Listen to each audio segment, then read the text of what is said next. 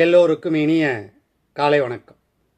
இன்று ஒரு சிந்தனை என்கின்ற இந்த யூடியூப் சேனலின் வழியே இறையருளால் நாம் தினந்தோறும் சந்தித்துக் கொள்வதும் ஆர்எம்எஸ் அஸ்ட்ரோ அகாடமியின் வழியே ஜோதிடத்தை சிந்தித்துக் கொள்வதும் மட்டற்ற மகிழ்ச்சியை தருகிறது. இந்த சுபகோரையில் என்னுடைய முதல் குரு, என்னுடைய தகப்பனார், பாரம்பரிய ஜோதிடர், ஞான வித்தியார்த்தி, பல பழைய நூல்களை மனப்பாடமாக சொல்லுவாங்க.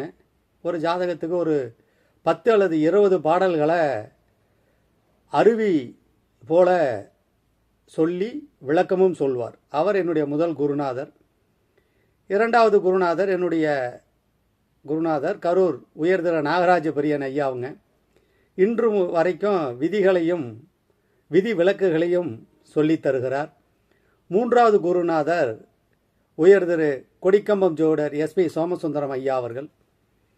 இவர்களுடைய வழிகாட்டுதலின்படி பயணித்து கொண்டிருக்கிறோம். என்னுடைய தந்தையார் அவர்களுடைய ஆசியின் பிரகாரம் ஆர்எம்எஸ் அஸ்ட்ரோ அகாடமி என்ற ஒன்றை ஆரம்பித்து மூல நூல்களின் வழியே பயணிப்பதற்கு பாடத்திட்டங்கள் நடத்தி கொண்டிருக்கிறோம். நேற்று ஒரு ஜாதகம் வந்தது. ஒரு நண்பர் ஊட்டியில் இருக்காங்க. அவங்க ஜாதகத்தை அனுப்பிச்சாங்க. அதற்கு சில விஷயங்களை சொன்னோம். ஷேர் மார்க்கெட்டில் அவங்க கிட்டத்தட்ட ஒரு 3/4 கோடிக்கு பக்கத்தால் இழந்துட்டாங்க. அதுக்கு திசாபுத்திகள் பிரகாரம் நிறையா பேர் இடத்துல போய் பலன் கேட்டிருக்காங்க. அவங்களும் சொல்லியிருக்கிறாங்க, பரிகாரங்கள் செய்திருக்கிறாங்க. ஆனால் பயன் ஒன்றும் இல்லை. அதை பார்ப்போமா? ஜாதகர் பிறந்தது 27/12/1986 11:49 AM ஊட்டியில் பிறந்திருக்காங்க. மீன லக்னம், லக்னத்தில் ராகு, 7ஆம் இடத்துல கேது, 8ஆம் இடத்துல சந்திரன் சுக்கிரன் துலாத்தில், 9ஆம் இடத்துல சனி பகவான் விருச்சகத்தில், 10ஆம் இடத்துல சூரியன் புதன் மாந்தி, 12ஆம் இடத்துல செவ்வாய் குரு. இது ராசி கட்டம். திதி கிருஷ்ணபட்ச ஏகாதசியில் பிறந்திருக்காங்க. மீனம் தனுசு திதி சூன்ய ராசிகளாக வருகிறது. யோகி செவ்வாய், அவயோகி கேது வராங்க. நடப்பு திசை புதன் திசை. புதன் புத்தி 11 செப்டம்பர் 2027 வரைக்கும் இருக்குது. நவாம்ச கட்டம் கடகலக்கணம், லக்னத்தில் சூரியன் கேது, துலாத்தில் மாந்தி, மகரத்தில் சனி பகவான் ராகு, சந்திரன் மீனத்தில், புதன் குரு மேசத்தில் இருக்காங்க, சுக்கிரன் ரிஷபத்தில், செவ்வாய் மீனத்தில் இருக்காங்க. இப்படி இருக்கிற பொழுது இவங்களுக்கு இப்போ புதன் தசை ஓடிட்டுருக்கு. இதுக்கு முந்தின தசை சனி பகவானுடைய திசையில் ஷேர் மார்க்கெட்டில் பல 3/4 கோடி இழந்துட்டாங்க. அது பல இடங்களுக்கு இவங்களை போயிடுச்சு. இப்போ பூர்வீக சொத்து அதனால் இழக்கக்கூடிய வாய்ப்பும் வந்துவிட்டது.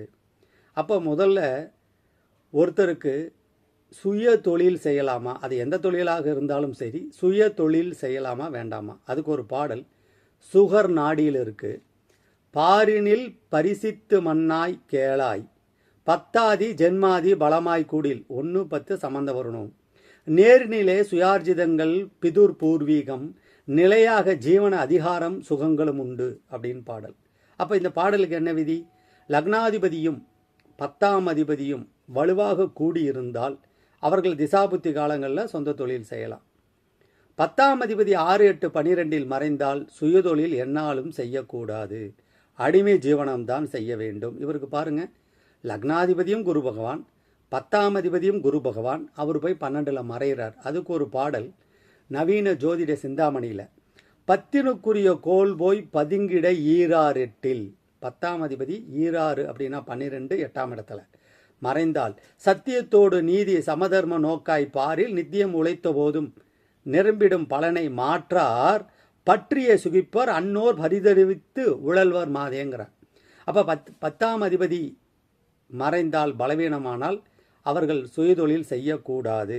10ஆம் அதிபதி கெட்டால் நஷ்டத்தை இஷ்டமாக விரும்பி ஏற்றுக்கொள்வார்கள். அடுத்தது இந்த ஜாதகத்தில் சனி பகவானுடைய திசை நடந்திருக்கு. அவங்க 11க்கும் 12க்குரியவர். செவ்வாய் அங்கே இருக்கிறார். செவ்வாயும் சனி பகவானும் பரிவர்த்தனை. அப்போ அந்த பரிவர்த்தனையை அந்த திசாபுத்தி காலங்களில் இடமாற்றி பலன் சொல்கிற பொழுது நவீன ஜோதிட சிந்தாமணி பாடல் வருவாய்க்குரிய கோளும் 2ஆம் அதிபதியும் வன்குண விரயத்தோனும் 12ஆம் அதிபதியும் ஒருவருக்கொருவர் மாறி உளவிட உதித்த மாந்தர் திருவரவின்றி ஏங்கியே தீவினை பட்டு நாளும் அருவருப்புடைய ஏழ்மை அல்லலில் சிக்கப்போமே. அப்போ இவருக்கு பாருங்க, சனி பகவானும் செவ்வாயும் பரிவர்த்தனை. அப்போ இந்த இடத்துல செவ்வாய் எப்படி செயல்படுவார் என்பதை குரு மூலியமாக தெரிஞ்சுக்கணும். அவர் 2ஆம் அதிபதியாக 9ஆம் அதிபதியாக 12 சம்பந்தப்படுகிற பொழுது திருவரவின்றி ஏங்கியே தீவினை பட்டு என்னாலும், தீவினை என்றால் செய்யத்தகாத செயல்களை அல்லது தனக்கு தெரியாத செயல்களை செஞ்சு அதனால ஏழ்மையில் மாட்டிக்குவாங்க.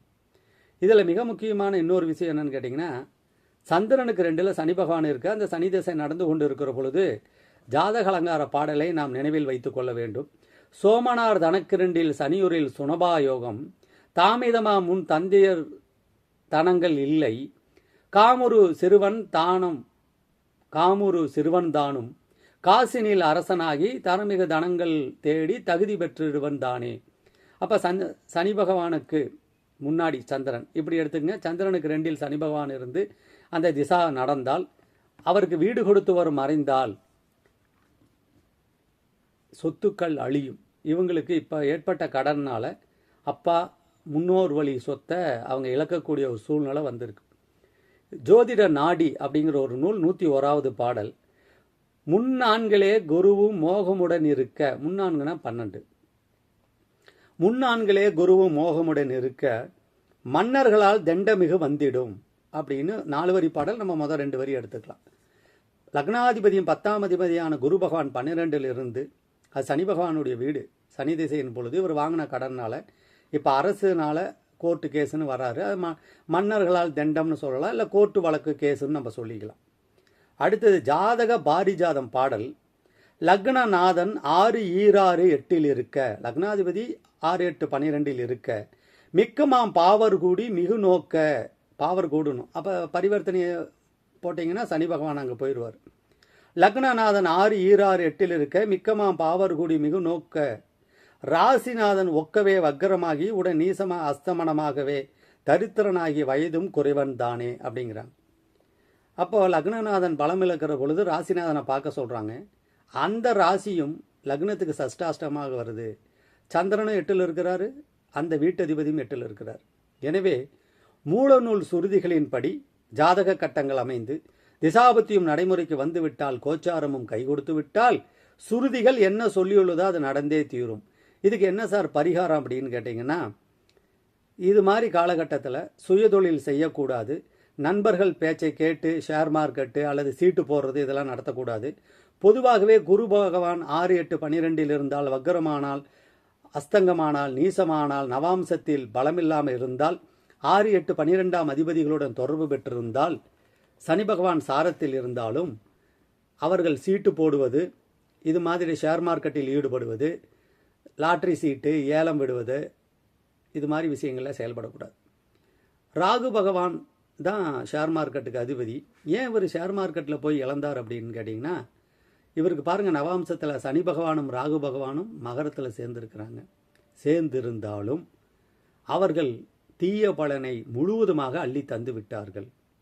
அப்போ ஒரு ஜாதகத்தில் லக்னாதிபதியும் பலமிழந்து, 10ஆம் அதிபதியும் பலமிழந்து, 11ஆம் அதிபதியும் பலமிழந்து, 2ஆம் அதிபதியும் பலமிழந்தால், 1 2 9 10 11 பலமிழந்தால், அவர்கள் ஒரு தடவைக்கு 2 தடவை தான் செய்கிற செயலை யோசித்து செய்ய வேண்டும். இல்லை என்றால் யாசித்து பெற வேண்டிய சூழ்நிலை வந்துவிடும். இப்போ நிறைய பேர் என்கிட்ட கேட்குறாங்க, சார் ஆர்எம்எஸ் அஸ்ட்ரோ அகாடமியில் அப்படி என்ன சார் நீங்கள் சொல்லித்தரீங்க அப்படின்னு கேட்டால், எங்களுடைய அகாடமியினுடைய சிறப்பை நான் வெளியிடுவதிலே மிக பெருமை அடைகிறேன். இந்த ஜோதிடம் அறிவோம் பாகம் 4 இது மாதிரி ஒரு 4 பகுதிகள் வந்திருக்குது. இந்த 4வது பகுதியில் சில எழுத்து பிழைகள், அது தற்பொழுது திருத்தி வெளிவந்து விட்டது.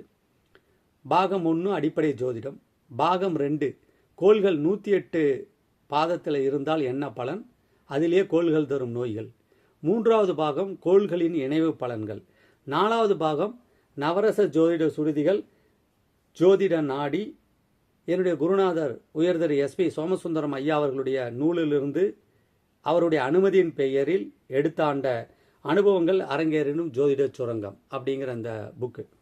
இந்த புத்தகத்தின் வாயிலாக பாரம்பரிய ஜோதிடத்தை பாடல்கள் வழியே சொல்லக்கூடிய அளவுக்கு அடுத்த தலைமுறையை உருவாக்குவது எங்களுடைய நோக்கமாக இருக்கிறது. ஆர்எம்எஸ் அஸ்ட்ரோ அகாடமியினுடைய அடிநாதமே ரெண்டுனா, ஒன்று மூல நூல்களை உரை எழுதுவது, பதிப்பிப்பது. இரண்டாவது மூல நூல் வழியே ஆதார சுருதிகளுடனும் உதாரண ஜாதகத்துடனும் பாடல் சொல்வது. இப்போது இந்த ஒரு எடுத்துக்காட்டு ஜாதகம் சொல்லியாச்சு, இதுக்கு 6 பாடல் சொல்லியாச்சு. இதே மாதிரி வீடு கட்டுறது, திருமணம், 40 வயதுக்கு மேல் திருமணம், 2 தாரம், காதல் திருமணம், மொழி இனம் மதம் மாறி திருமணம், படிப்பு வராது, பிறரை ஏமாற்றுவது, இது எல்லாத்துக்கும் பாடல் இருக்கு. இப்படி பாடல்களை நீங்கள் கற்றுக்கொண்டால், விரல் நுனியில் வைத்து கொண்டால், வாடிக்கையாளருடைய உள்ளத்திலும் இல்லத்திலும் இடம்பெறலாம். யார் கேட்டாலும் அப்பா அவர்கிட்ட போய் பார்ப்பா, நல்லது சொல்வார் அப்படிம்பாங்க. எடுத்தோம் சொன்னோம் என்பது ஜோதிடம் அல்ல, எடுத்து சொல்ல வேண்டும். இன்று ஜோதிடத்திற்கு எத்தனையோ பல்வேறு வழிமுறைகள் எல்லாம் வந்துவிட்டன.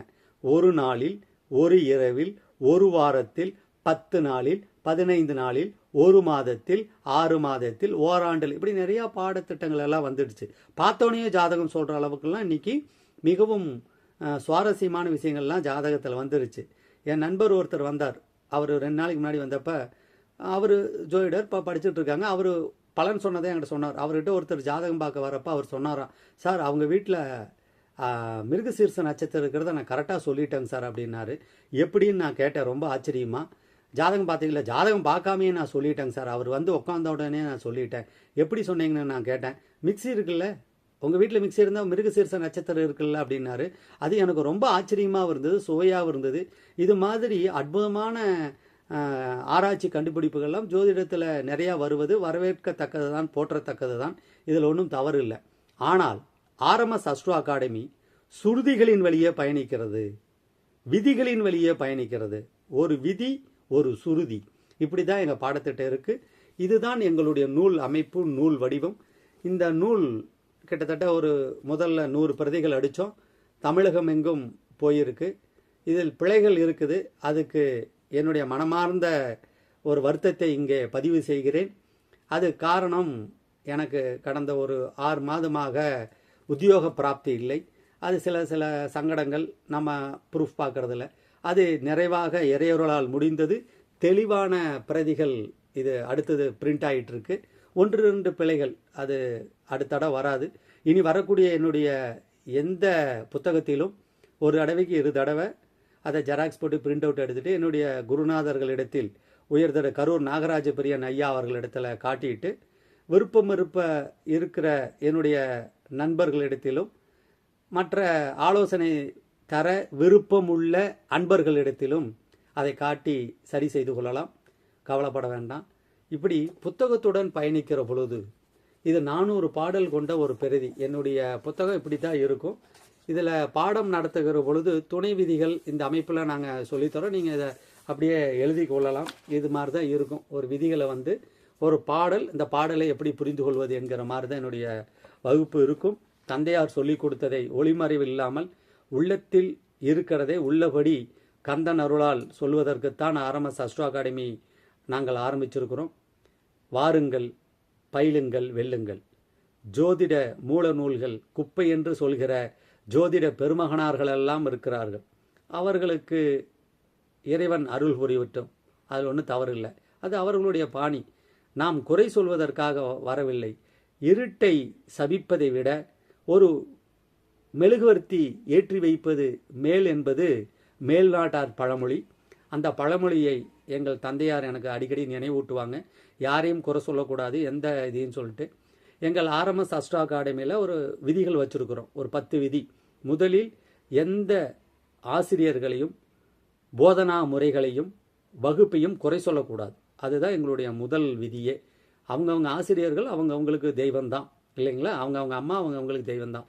எந்த ஆசிரியர்களையும், எந்த போதனா முறைகளையும் கண்டிப்பாக குறை சொல்லக்கூடாது, விவாதிக்கக்கூடாது.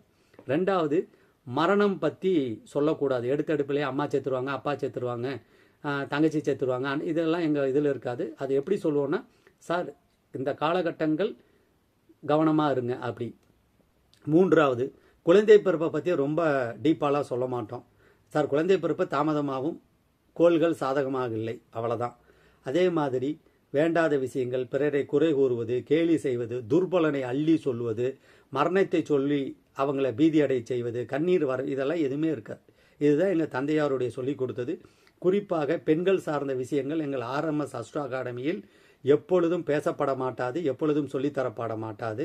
அவர்கள் சார்ந்த விஷயங்கள் பழைய நூல்களில் சொல்லியிருப்பதை தற்காலத்துக்கு ஏற்ற மாதிரி மென்மையாக சொல்லிட்டு போயிடும். விருப்பமுள்ளவர்கள் அதில் நீங்கள் டீப்பாக படிச்சுக்கலாம். எனவே இதுதான் எங்களுடைய பாடத்திட்டம். குறிப்பாக பெண்கள் அந்த ஆன்லைனில் வரப்போ கேமராவை ஆன் செய்யக்கூடாது, இதெல்லாம் பாடத்திட்டமாக இருக்குது. எனவே ஜோதிட சுருதிகளை கற்போம், மூல நூல்கள் பிரகாரம் நடந்து பாரினில் அழியா புகழடைவோம். நன்றி.